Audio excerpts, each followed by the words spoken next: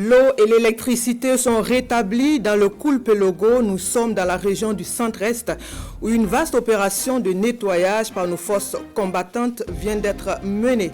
Le message du chef de l'État burkinabé est transmis au roi Salman de l'Arabie Saoudite.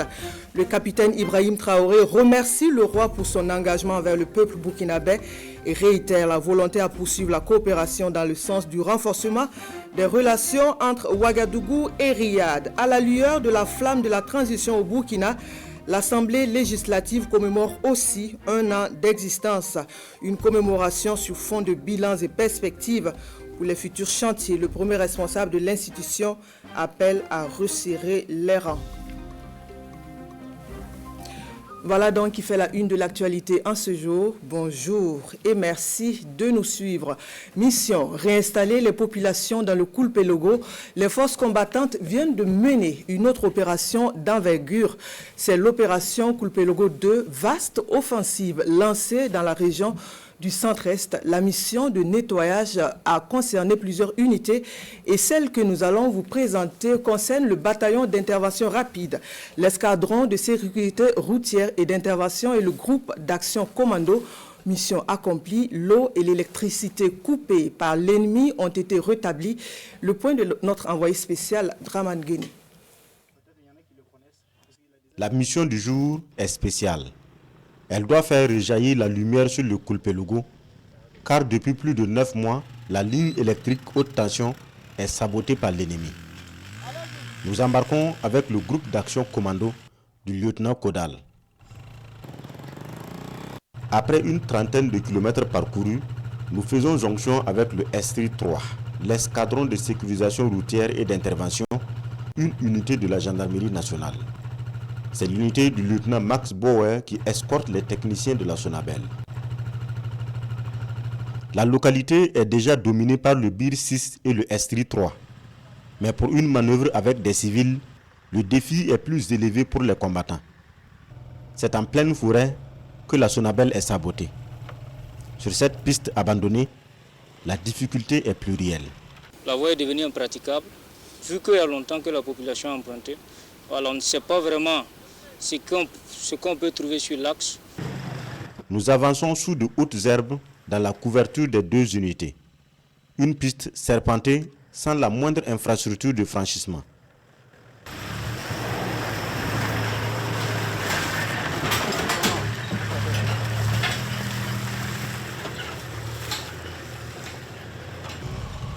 À moins d'une heure de route, le BIR 6 qui tient les lieux.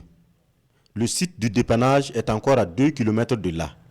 Nous venons de faire une jonction avec les premiers éléments qui étaient sur position. Et dans quelques instants, l'équipe technique va commencer à diagnostiquer et pouvoir commencer le travail. Sur le lieu, un poteau haute tension par terre et des fils coupés. Les techniciens se mettent à la tâche. Faire rapidement un trou pour implanter un nouveau poteau. D'autres s'affairent à raccommoder les fils rompus. Le dépannage doit tenir en quelque temps avant la tombée de la nuit. Timing respecté, il faut enfin remonter les fils. 2 techniciens sur le poteau fraîchement scellé.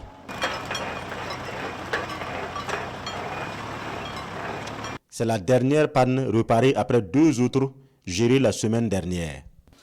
Aujourd'hui, on est sur place, on a pu faire le dépannage. Et la localité et toute la province du Kulpelogo pourra avoir le courant, l'électricité maintenant. Donc on va réalimenter la province du Kulpelogo parce que le problème a été résolu maintenant.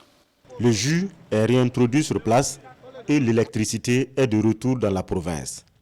Mais notre retour doit s'organiser comme nous sommes venus.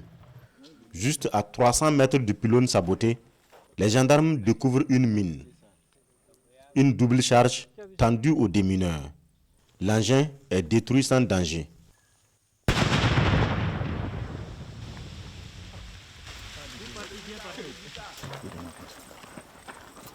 La mission ramène le courant, mais aussi de l'eau potable. L'eau a repris à couler dans les robinets de la province.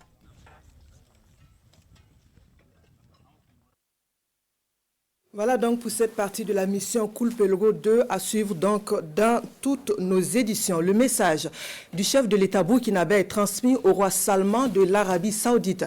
Le capitaine Ibrahim Traoré remercie le roi pour son engagement envers le peuple burkinabé et réitère la volonté à poursuivre la coopération dans le sens du renforcement des relations entre Ouagadougou et Riyad. À noter qu'en marge du sommet, la délégation burkinabé a pu entretenir des entrevues. Le Premier ministre du Niger et le président de l'Érythrée, Mounira Kéré Sanfo.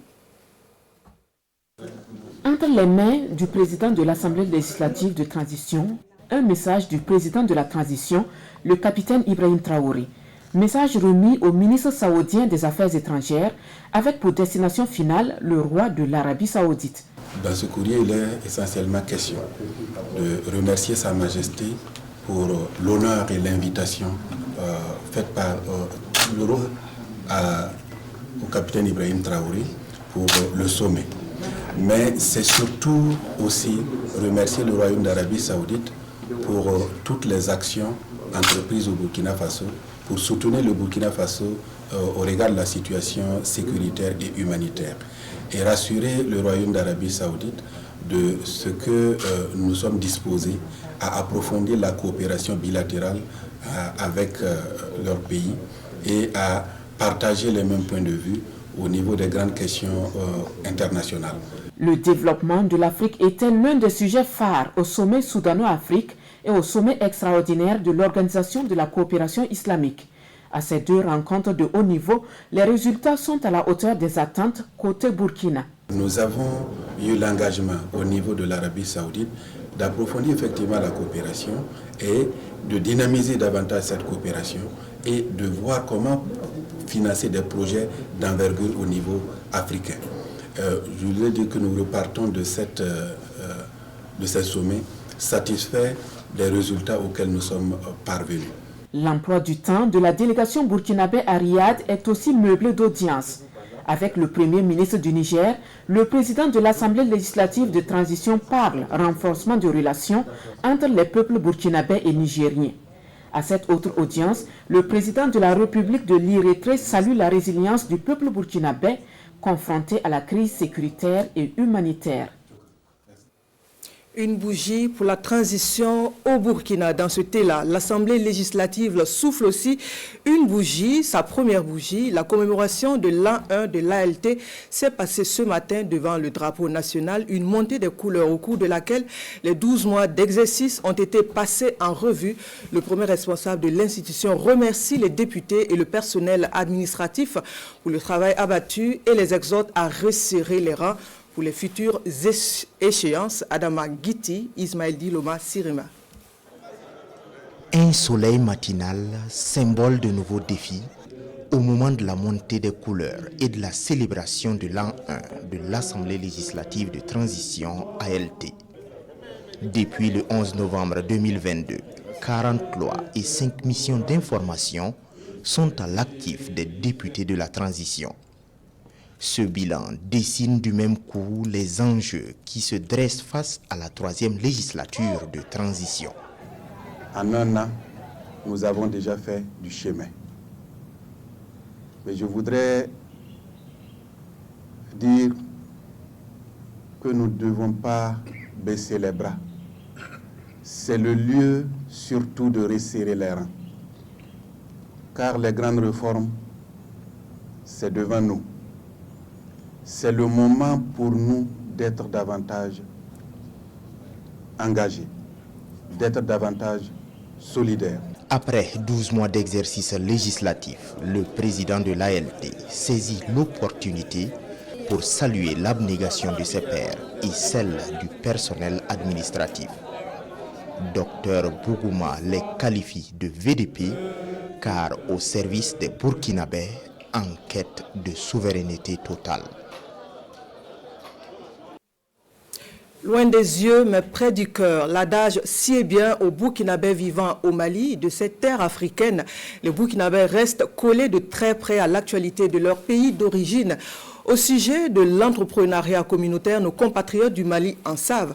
Le sujet était à l'ordre du jour d'une assemblée générale convoquée par le nouvel ambassadeur du Burkina au Mali. On en sait plus avec notre envoyé spécial à Bamako, Jérôme Tendano. Burkinabés vivant au Mali, ils sont venus des 4 coins du pays d'accueil. Attachés à la mère patrie, cette assemblée générale, voulue par le nouvel ambassadeur du Burkina Faso, leur donne l'occasion de prendre des nouvelles du pays. Plusieurs points inscrits à l'ordre du jour, mais c'est surtout l'actionnariat populaire qui est le sujet vedette. Ce que nous retenons, c'est qu'il y a de l'engouement pour l'actionnariat communautaire, de l'engouement également pour la contribution à l'effort de paix. Cependant, la communauté cherche à mieux comprendre ce que c'est que l'actionnariat communautaire et je pense que les jours à venir, nous allons demander à l'APEC, si possible, de se déplacer à Bamako pour que la communauté puisse mieux comprendre ce que c'est que l'actionnariat communautaire et comprendre tous les contours. En attendant l'arrivée de l'APEC à Bamako, l'initiative de l'ambassadeur est vue par ces Burkinabés comme une démarche qui crée les conditions de leur pleine participation à la construction du pays. Une grande initiative de l'ambassadeur qui vient de prendre place ici et c'est notre première assemblée générale avec elle. Donc nous avons débattu de l'actionnariat populaire et l'engouement aussi que les gens veulent souscrire mais ils veulent comprendre. 2 agents sont mobilisés pour recevoir les dossiers en vue des souscriptions à l'APEC. Faciliter l'obtention des documents consulaires pour les compatriotes, c'est l'une des priorités du nouvel ambassadeur du Burkina Faso en République du Mali. Chez nous, après la remise du rapport aux autorités compétentes, place à la rencontre avec la presse, comme le veut les textes de l'autorité de régulation de la commande publique ARCOP. La rencontre avec la presse, c'était le 10 novembre dernier, a permis de lever un coin de voile sur le rapport d'activité de 2022 et celui de 2021 et 2020.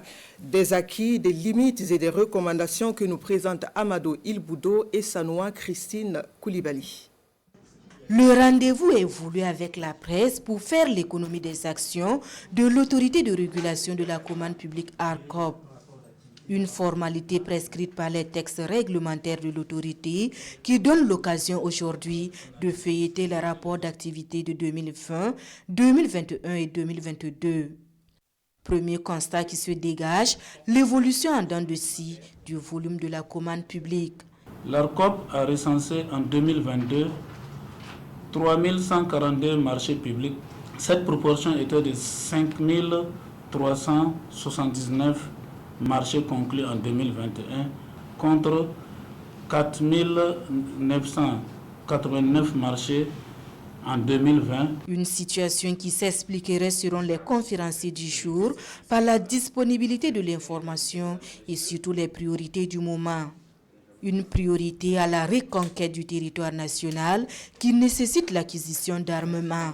La commande des armes, comme beaucoup d'autres commandes, sont couverts par ce qu'on appelle le secret défense.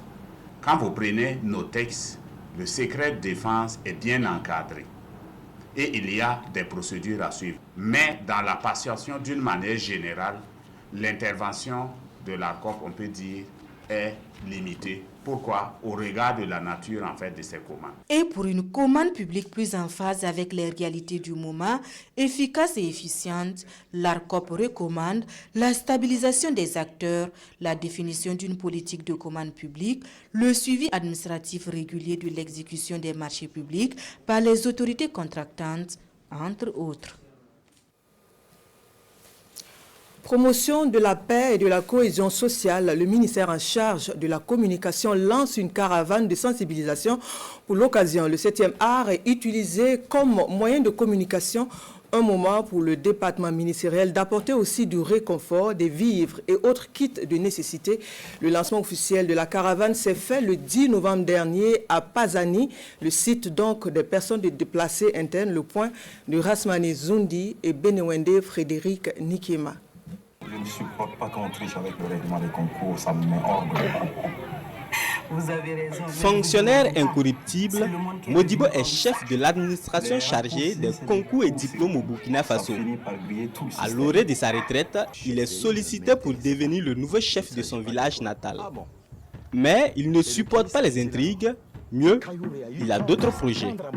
Nous sommes dans la fiction de Boubacar Diallo, projetée ici sur le site des personnes déplacées internes de Pazani, à l'occasion du lancement de la caravane de sensibilisation de la population sur la paix et la cohésion sociale. Les films vont se porter essentiellement sur les valeurs culturelles partagées des communautés ethnoculturelles du Burkina Faso. L'objectif, c'est de faire en sorte à ce que l'art et la culture servent d'antidote contre les menaces à la cohésion sociale. Les films là, c'est une première fois. Vraiment, on apprécie fort cette activité puisque ça nous met directement sur la culture. Ces films vont nous aider grandement de vécu beaucoup d'expériences pour mieux vivre avec les autres qu'on a trouvés ici. Cette remise de vivres à l'occasion de la cérémonie de lancement de la caravane de sensibilisation est un geste symbolique pour soulager ces personnes vulnérables du fait de l'insécurité.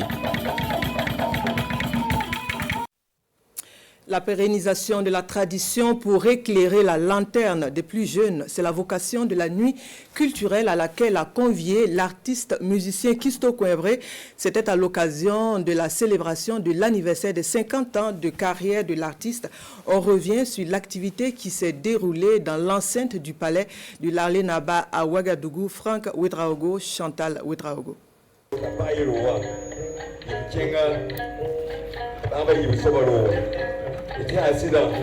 Au clair de lune, le Larlé Naba Tigré et des dignitaires de la culture comptent et transmettent des valeurs sociales à la jeune génération. Nous sommes à la nuit des contes, une compétition organisée par le conteur et musicien Kisto Kouembré à l'occasion de ses 50 ans de carrière. L'artiste s'était d'ailleurs révélé grand conteur des soirées de contes initiées par le père, le Larlé Naba Abga. Un retour aux sources pour valoriser et perpétuer ce art oral. Ce qu'on a fait aujourd'hui là, moi mon écriture, il ne faut pas qu'on rejette. Aujourd'hui vous avez un petit qui avait le conte, on était dépassé avec ce petit là. Alors donc c'est pour dire que celui qui est content, c'est moi. J'ai eu une émotion très forte à l'évocation du nom de mon grand-père et aussi à la grande mémoire de ce qu'il a fait pour la cohésion sociale, pour l'élévation de la tradition au Burkina Faso. C'est une compétition intergénérationnelle qui met aux prises des poules de conteurs, enfants, femmes et hommes. Ils sont au total 14 participants. Le jeune Suleiman, Mariam Rwamba et Sayouba Kabouré remportent les trophées des meilleurs conteurs des groupes respectifs. Un rappel, Kisto Kouembré a intégré la troupe du Larlé Naba Abga à l'âge de 13 ans. Une troupe fondée depuis les années 1960. Deux sujets sont traités dans la revue de presse, la reprise progressive de Kidal par les forces armées maliennes et la reprise du train voyageur entre Ouagadougou et Abidjan annoncée pour le 17 novembre prochain. La revue de presse est signée donc Sékou Zongo. Le train voyageur entre Ouagadougou et Abidjan sifflera de nouveau dès ce 17 novembre. L'information est en boucle à la une des parutions de ce lundi.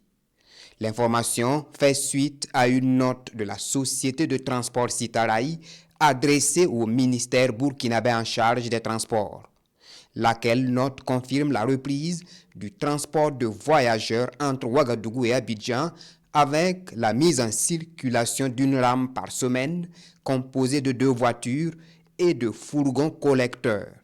L'information est à lire dans les colonnes d'aujourd'hui au Faso. Citaraï répond ainsi à une exigence du gouvernement burkinabé de reprendre la desserte courant novembre. Une exigence motivée par l'envie du gouvernement burkinabé de booster l'économie nationale, explique le journal de tous les Burkinabés Sidouaya. Et sur le même sujet, l'observateur Palga affiche à sa une reprise du transport voyageurs de Sitaray. Le premier train sifflera le 17 novembre. Et puis, les choses semblent évoluer du côté du Mali et précisément à Kidal. C'est du moins ce qu'expliquent les informations à portée de main.